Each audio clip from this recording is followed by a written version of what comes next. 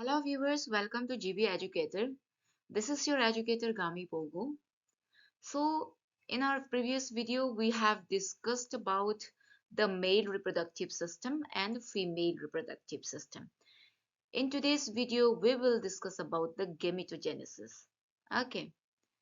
So और एक बार आप सभी को बता दो जितने भी CBSE स्टूडेंट्स हैं क्लास 12 स्टूडेंट्स हैं जितना भी मेरा ये जो स्लाइड्स होगा ना आप उसको अच्छे से देखिएगा this all are the notes which I have extracted from your NCERT book and this notes are enough to present on your answer sheet ठीक है तो इसी को आप स्क्रीनशॉट करके कॉपी में नोट डाउन कीजिएगा and then yeah for all the TGT and जो PGT aspirants है you all are also like requested to watch this video and gain more information and build up your basic and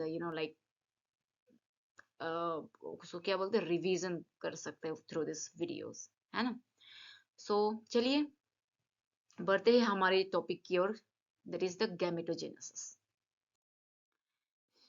gametogenesis क्या है ये सी ये एक ऐसा process है जहां पे आपका प्राइमरी सेक्स ऑर्गन यानी आपका जो टेस्टिस एंड जो ओवरी होता है वो जो है गैमेट प्रोड्यूस करता है ठीक है तो टेस्टिस जो है कौन सा गैमेट प्रोड्यूस करेगा they will produce sperm and ovary क्या प्रोड्यूस करेगा दे विल प्रोड्यूस गैमेट जिसका नाम है ओवम ठीक है तो वही जो प्रोसेस है जहां पे आपका primary sex organs will produce gamete it is known as gametogenesis done in testis आपका जो मेल जर्म सेल है they produce sperm by spermatogenesis याद रखना स्पर्मेटोजेनेसिस क्या है it is your production of sperm by the what immature germ cells और ये जो प्रोडक्शन ऑफ स्पर्म्स होता है ये प्यूबर्टी स्टेज में स्टार्ट हो जाता है ठीक है और जो स्पर्मेटोगोनिया है which are present on the inside wall of seminiferous tubule they multiply by mitotic division याद रखना not by meiotic division ये माइटोटिक डिवीजन का कारण इन लोगों का जो नंबर क्या हो जाता है इंक्रीज हो जाता है ठीक है एंड इच स्पर्मेटोगोनियम क्या है डिप्लॉइड होता है ना कि हैप्लॉइड होता है डिप्लॉइड मीन्स व्हाट आपका 2n का फॉर्म में है ना ठीक है वही बता रहे जो आपका स्पर्मेटोगोनियम है वो आपका डिप्लॉइड स्टेट में पाया जाता है and contains how many chromosomes 46 chromosomes लेकिन कुछ ऐसा स्पर्मेटोगोनिया होगा जो मियोसिस डिवीजन शो करता होगा शो कर रहा होगा ठीक है और उसको क्या बोलते हैं हम लोग प्राइमरी स्पर्मेटोसाइट्स और बाद में ये जो प्राइमरी स्पर्मेटोसाइट्स है फर्स्ट मियोटिक डिवीजन जाएगा यानी रिडक्शन डिवीजन जाएगा उसके बाद क्या देगा हम लोगों को 2 इक्वल हैप्लॉइड सेल्स देगा जिसका नाम है सेकेंडरी स्पर्मेटोसाइट्स डन और ये जो सेकेंडरी स्पर्मेटोसाइट्स है उसके पास कितना क्रोमोसोम्स होगा ओनली 23 क्रोमोसोम्स होगा ये ध्यान में रखना ठीक है ये जो स्पर्मेटोगोनियम है उसमें वो डिप्लॉइड स्टेट में होता है एंड इट कंटेन्स 46 क्रोमोसोम्स लेकिन जब हम लोग सेकेंडरी स्पर्मेटोसाइट्स के बात करता है it contains only 23 chromosomes okay और यही जो सेकेंडरी स्पर्मेटोसाइट्स है further they will undergo second meiotic division उसके बाद क्या प्रोड्यूस करेगा 4 इक्वल हैप्लॉइड स्पर्मेटिड्स प्रोड्यूस करेगा और यही जो स्पर्मेटिड्स है they will transform into spermatozoa by the process called spermiogenesis you do not get confused with this term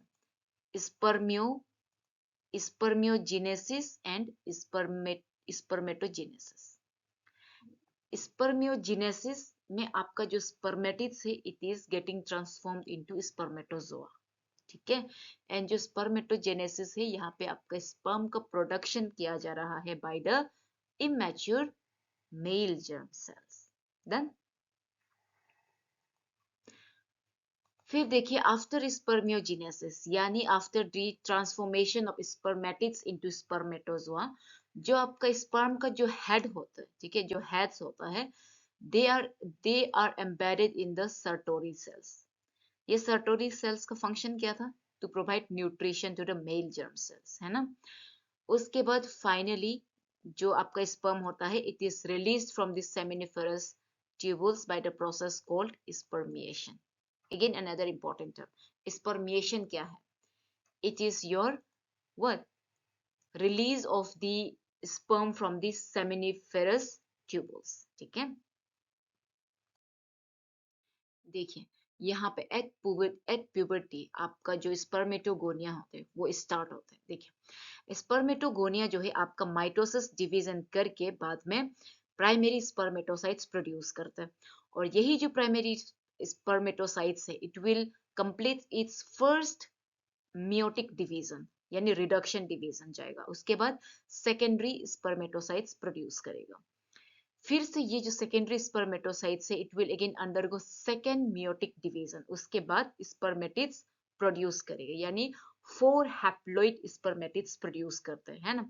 और यही जो स्पर्मेटिड्स होता है it will get transformed into spermatozoa by the process. क्या था प्रोसेस, के नाम क्या था आप बताइए, प्रीवियस स्लाइड्स में हमने बताया था आपको। तो प्रोसेस आप बताइए, प्रोसेस था आपका स्पर्मियोजेनेसिस, ठीक है। तो उसके बाद देखिए नंबर ऑफ क्रोमोसोम्स, यहाँ पे प्यूबर्टी में आपका स्पर्मेटोगोनिया में 46 क्रोमोसोम्स रहते हैं, लेकिन आपका मियोटिक डिवीजन होने के कारण, रिडक्शन डिवीजन होने के कारण सेकेंडरी स्पर्मेटोसाइट्स एंड स्पर्मेटिड्स में आपका 23 क्रोमोसोम्स हो गया, ठीक है। ये आपका सेमिनिफेरस ट्यूबुल से आपका स्पर्म अभी रिलीज हो रहा है यहाँ पे, ये फिगर में देखिए, ठीक है। ये स्पर्मेटोगोनियम है, ठीक है। उसके बाद डिवीजन हो गया आपका, प्राइमरी स्पर्मेटोसाइट्स हो गया, फिर यहाँ पे मियोटिक डिवीजन होता है, फिर सेकेंडरी स्पर्मेटोसाइट्स होगा, फिर सेकेंडरी स्पर्मेटोसाइट से आपका स्पर्मेटिड फॉर्मेशन होगा, है ना। स्पर्मेटिड फॉर्मेशन के बाद आपका स्पर्मेटोजोआ में ट्रांसफॉर्म हो जाएगा, ये यही फिगर भी यहाँ पे दे रखा है, ओके। सो आप इसको इस गैमेटोजेनेसिस क्या है, ठीक है, स्पर्मेटोजेनेसिस क्या है, स्पर्मेटोजेनेसिस प्रोसेस कैसा होता है बोलने से आपको इसको बताना होगा, ये फिगर को लेके, और प्रीवियस जो स्लाइड है उसमें जो थ्योरी लिखा था हमने उसको लिख देना है। देन अभी देखिए जो आपका स्पर्मेटोजेनेसिस है यानी formation of production of sperm, जो आपका स्पर्मेटोजेनेसिस है, okay, it starts at the age of puberty, पता है ना। क्यों होता है? Due to the significant increase in the secretion of gonadotropin releasing hormone, ठीक है। और ये जो गोनाडोट्रोपिन रिलीजिंग हार्मोन जो है एक हाइपोथैलेमिक हार्मोन है। The increase levels of gonadotropin releasing hormone stimulate secretion of two gonadotropins, कौन कौन सा है? ल्यूटिनाइजिंग हार्मोन जिसको हम लोग LH बोलते हैं, एंड फॉलिकल स्टिमुलेटिंग हार्मोन जिसको हम लोग FSH बोलते हैं, ठीक है। और ये जो LH है, जो ल्यूटिनाइजिंग हार्मोन है, it acts at Leydig cells, और लीडिंग सेल्स में एक्ट करने के बाद वो जो बाद में क्या स्टिमुलेट करेगा, it will stimulate the synthesis and secretion of androgens, और यही जो एंड्रोजेंस बाद में क्या स्टिमुलेट करेगा, स्पर्मेटोजेनेसिस को स्टिमुलेट करेगा, ठीक है। और ये जो FSH का जो फंक्शन होता है वो क्या करता है, it acts on the Sertoli cells, और बाद में क्या स्टिमुलेट करेगा, it will stimulate secretion of some factors which will help in the process of spermiogenesis, ठीक है। तो ये होता है आपका हार्मोनल कंट्रोल ऑफ स्पर्मेटोजेनेसिस, ठीक है। आपको पूछ देगा write down the hormonal control of spermatogenesis, तो आपको इसको लिख देना, ठीक है। अच्छा, तो ये देखिए हमने I try to you know write it down on the paper and show you the overall view of the hormonal control of spermatogenesis, ठीक है। तो सबसे पहले जो आपका हाइपोथैलेमस है, हाइपोथैलेमस आपको गोनाडोट्रोपिन रिलीजिंग हार्मोन, ठीक है, ये हार्मोन का आपको रिलीज करेगा। फिर ये जो हार्मोन है गोनाडोट्रोपिन रिलीजिंग हार्मोन, वो जो एंटीरियर पिट्यूटरी को स्टिमुलेट करेगा, और ये जो एंटीरियर पिट्यूटरी है वो स्टिमुलेट होके 2 हार्मोन्स रिलीज करेगा। कौन सा हार्मोन? एक ल्यूटिनाइजिंग हार्मोन है और दूसरा फॉलिकल स्टिमुलेटिंग हार्मोन है। और ये जो LH जो है it will act on Leydig cells, ठीक है। और ये जो FSH जो है it will act on Sertoli cells, और ये जो सर्टोली सेल्स में एक्ट करके this will stimulate the Sertoli cells to what secrete hormone inhibin and to facilitate क्या स्पर्मियोजेनेसिस, ठीक है।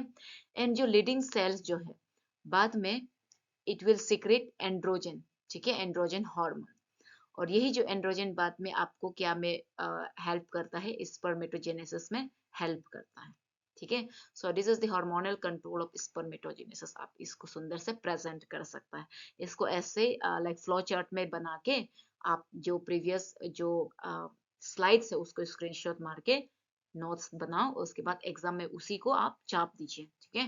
तो this will be your beautiful answer, ठीक है, which you can present before your examiner, ठीक है।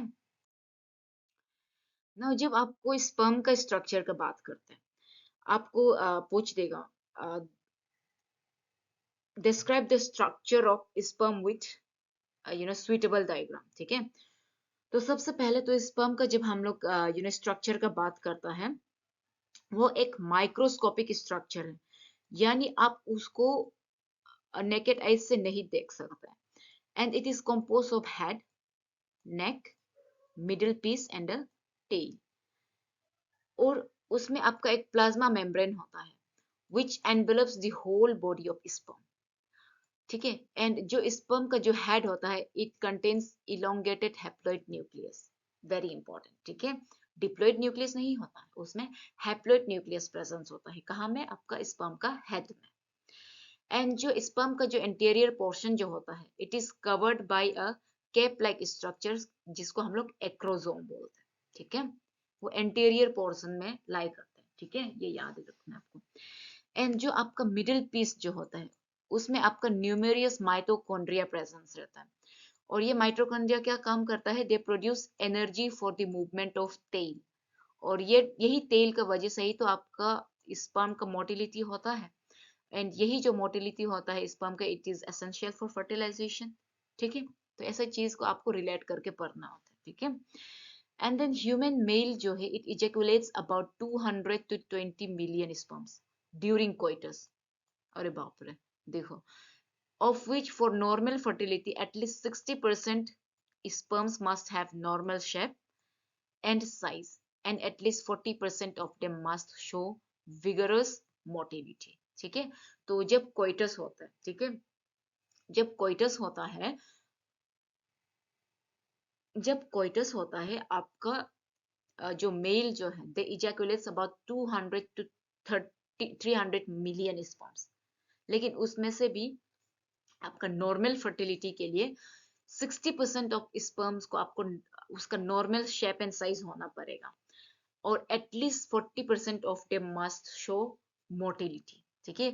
बिना मोटिलिटी का तो अभी ये फीमेल का उस विजाइना तरफ तो नहीं जा सकेगा, इसीलिए मोटिलिटी तो होना पड़ेगा, है ना।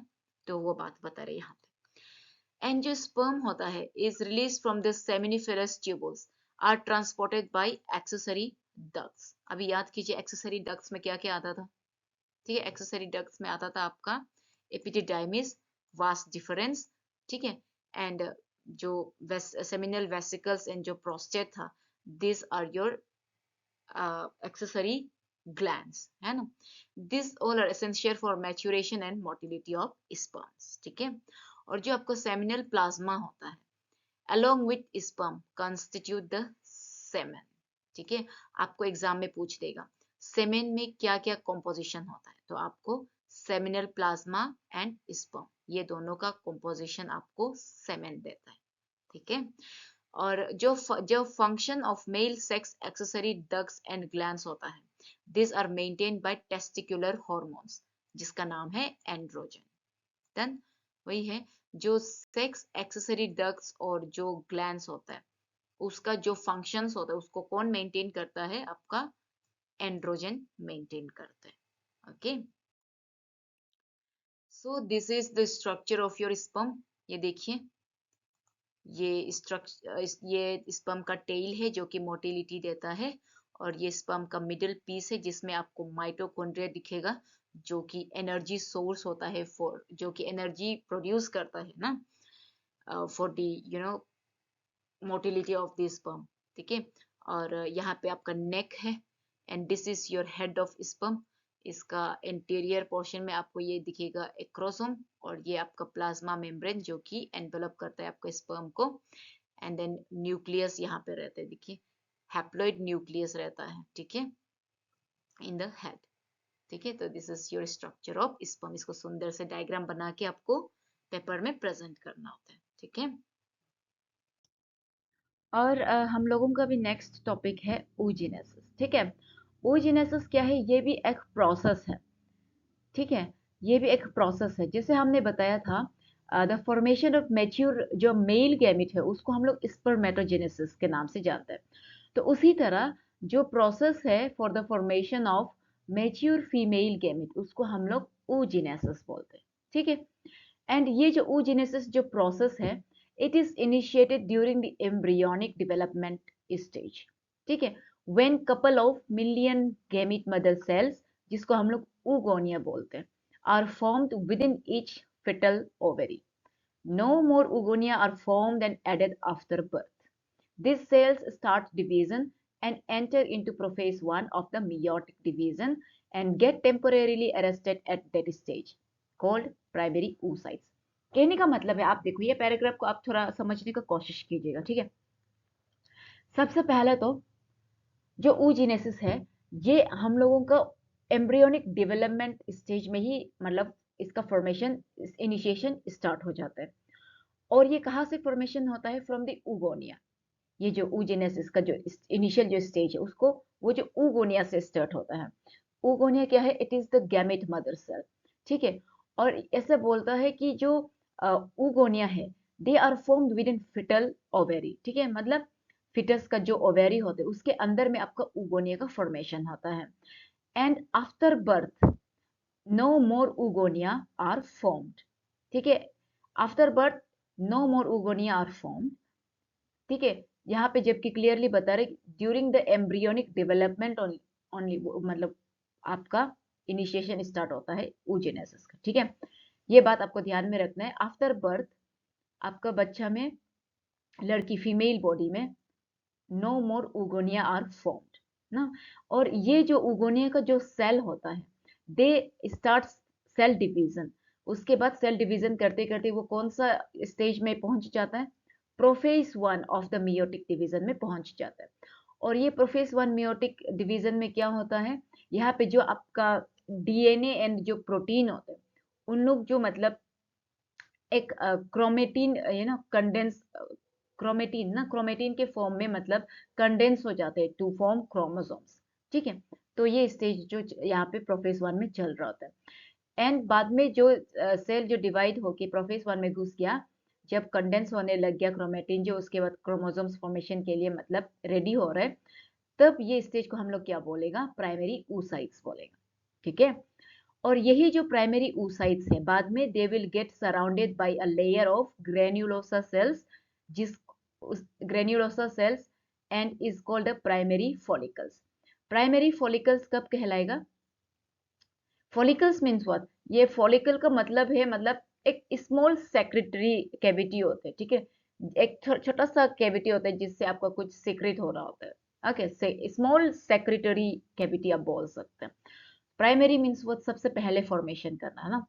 तो वही है, ये जो प्राइमरी oocytes है बाद में they will get surrounded by granulosa cells. ठीक है, उसके बाद तब जाके ग्रेन्युलोसा सेल्स से सराउंड हो जाता है आपका प्राइमरी oocytes, तब उसको बोलेगा प्राइमरी फॉलिकल्स। देन उसके बाद आपको देखिए थर्ड पॉइंट में क्या बता रहे, a large number of these follicles degenerates during the phase from birth to puberty, जिसका कारण only 60,000 to 8,000 primary follicles are left in each ovary। ठीक है, तो जैसे जैसे आपका डिवीजन होते गया है ना, लार्ज नंबर ऑफ फॉलिकल्स जो है डीजेनरेट होते गया। ठीक है, और डीजेनरेट होने का कारण फ्रॉम बर्थ से लेके आफ्टर प्यूबर्टी आपका सिर्फ कुछ ही मतलब प्राइमरी फॉलिकल्स बच जाते हैं। ठीक है, क्योंकि maximum of them have degenerated, तो बचता है कुछ 60,000 to 80,000 प्राइमरी फॉलिकल्स, ठीक है। वो जो इतना ही कुछ नंबर्स, इतना ही कुछ अमाउंट आपका फॉलिकल्स रह जाता है ओवेरी में। तो बाद में क्या होता है कि जो प्राइमरी फॉलिकल्स है, they get surrounded by more layers of granulosa and a new theca and are called secondary follicles, ठीक है, सिंपल है।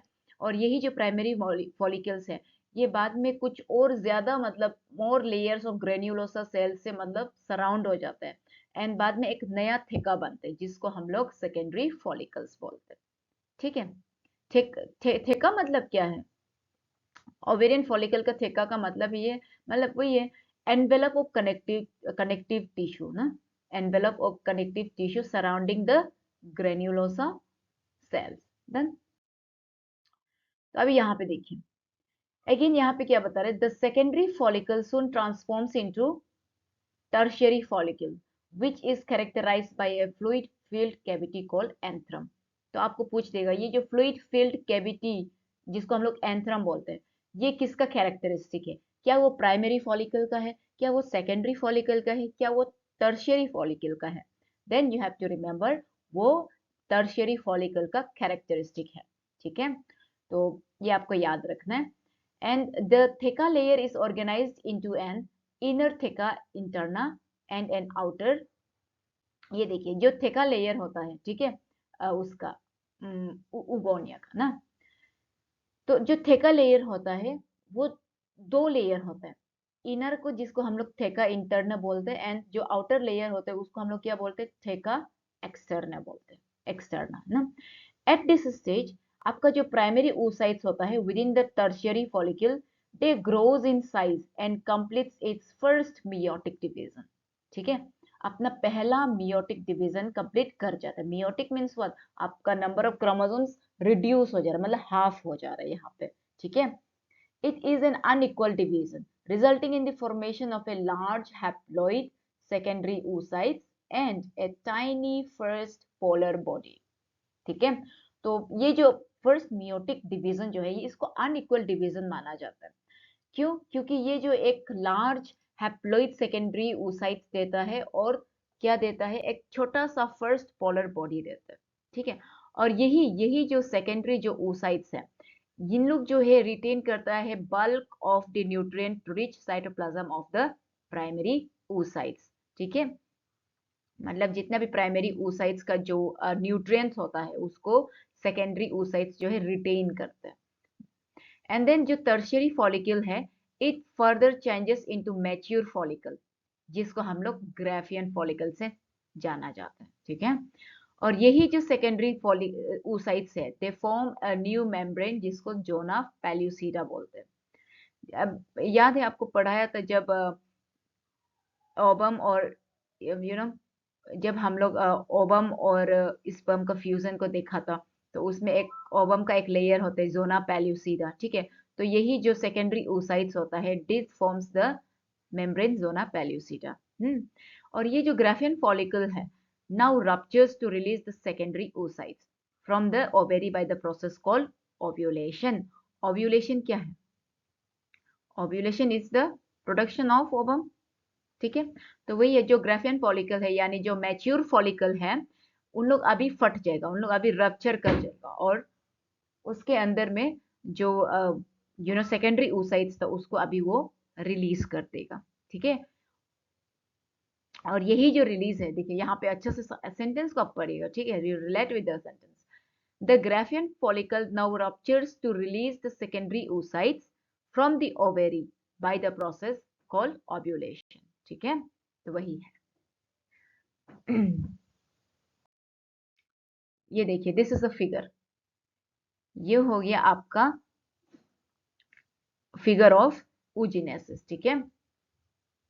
तो oogenesis का फिगर देखिए, यहाँ पे ये oogonia यानी गैमिट मदर से ये है।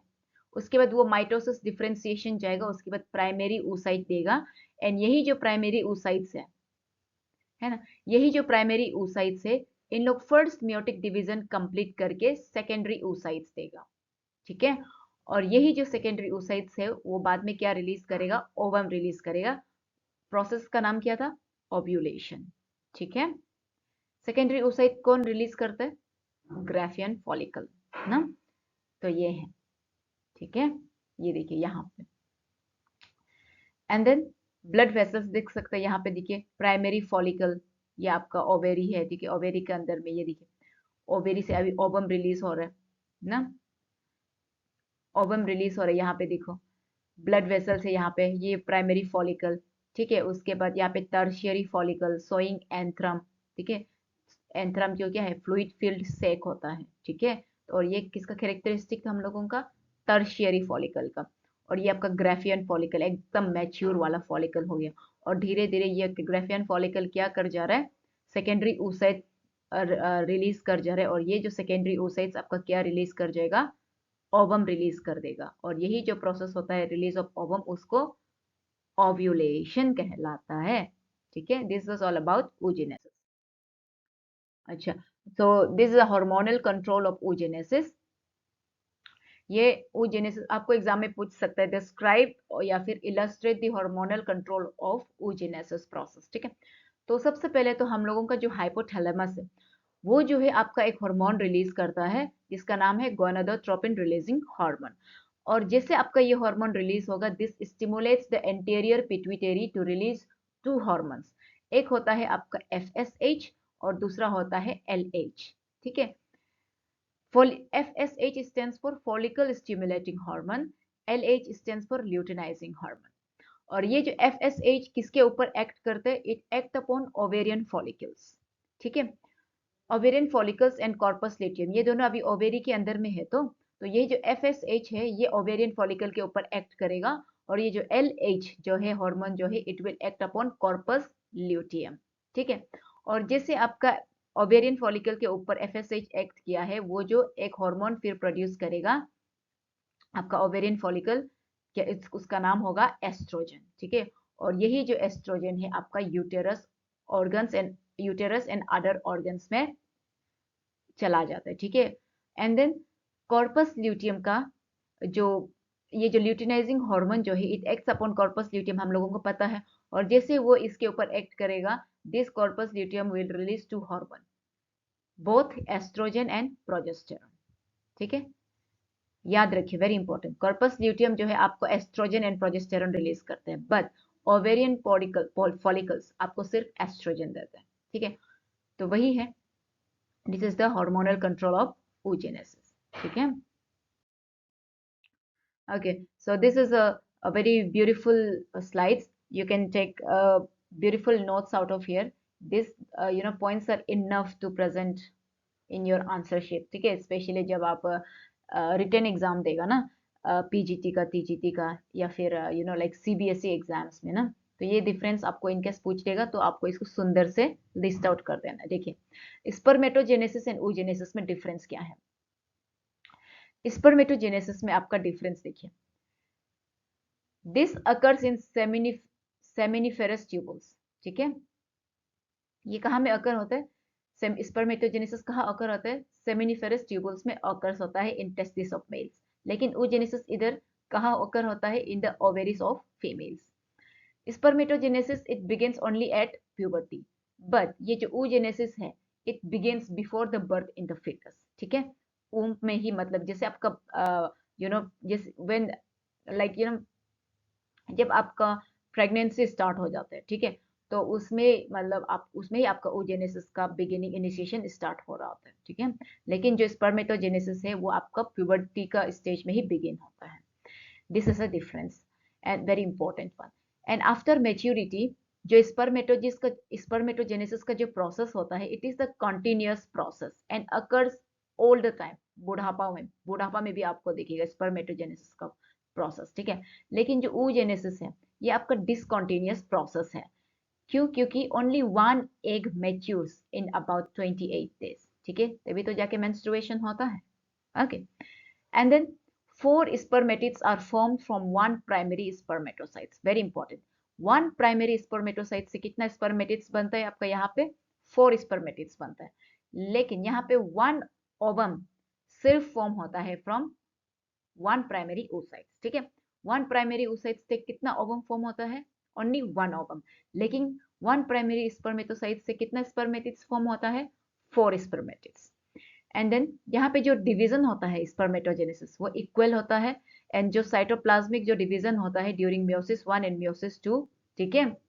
एंड देन एंड जो इसमें आपका पोलर बॉडीज का फॉर्मेशन नहीं दिखता है, ठीक है। oogenesis में आपका अनइक्वल साइटोप्लाज्मिक डिवीजन होता है, याद है आपको, एक सेकेंडरी फॉलिकल देगा एंड दूसरा आपका फर्स्ट पोलर बॉडी देगा, है ना।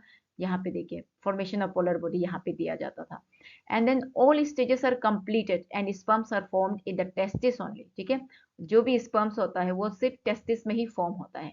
लेकिन यहाँ पे देखिए oogenesis, द सेकेंडरी जो oocytes था, it is release from ovary, and ये जो फाइनल सेकेंड मियोटिक है वो कहाँ अकर होता है, फेलोपियन ट्यूब में होता है, जस्ट बिफोर फर्टिलाइजेशन, ठीक है, डन।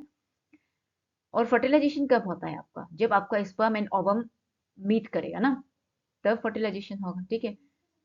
एंड ये जो स्पर्मेटिस होता है इट अंडरगो स्पर्मियोजेनेसिस, स्पर्मियोजेनेसिस क्यों, सो दैट जो स्पर्मेटिस होता है it will get converted into sperm, ठीक है। तो आपको एग्जाम में पूछ देगा ये जो ट्रांसफॉर्मेशन है फ्रॉम स्पर्मेटिस टू स्पर्म, इसलिए ये जो प्रोसेस है उसको क्या कहलाता है, देन आपको स्पर्मियोजेनेसिस याद रखना है, देन। एंड लेकिन जबकि हम लोगों का ओजेनेसिस में कुछ ऐसे ट्रांसफॉर्मेशन का, कुछ ऐसे कन्वर्जन का स्टेज को नहीं मतलब दिखाई देता है, जैसे कि लाइक यहाँ पे देखो नो सच स्टेज, यानी स्पर्मियोजेनेसिस जैसा जो स्टेज जो फॉर्मेशन होता है ट्रांसफॉर्मेशन, ये सब स्टेज आपका oogenesis में नहीं दिखता है, ठीक है। इसीलिए यहाँ पे लिखा है no such stage after the formation of oocyte और ovum takes place, done.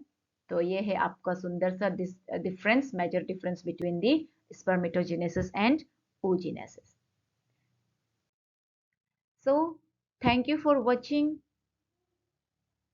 Do subscribe, like, and share. Thank you so much. See you in the next video with a new topic.